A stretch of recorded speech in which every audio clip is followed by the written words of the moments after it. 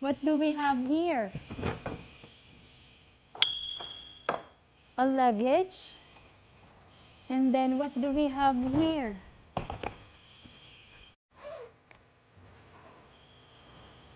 And what do we have here?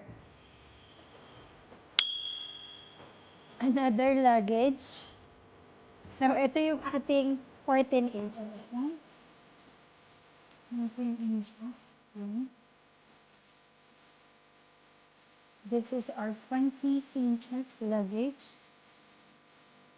20 inches. And this is our 24 inches, but a different style. Still white. Similar kasi naka-zipper siya. Very nice quality. So this is our 3 luggage.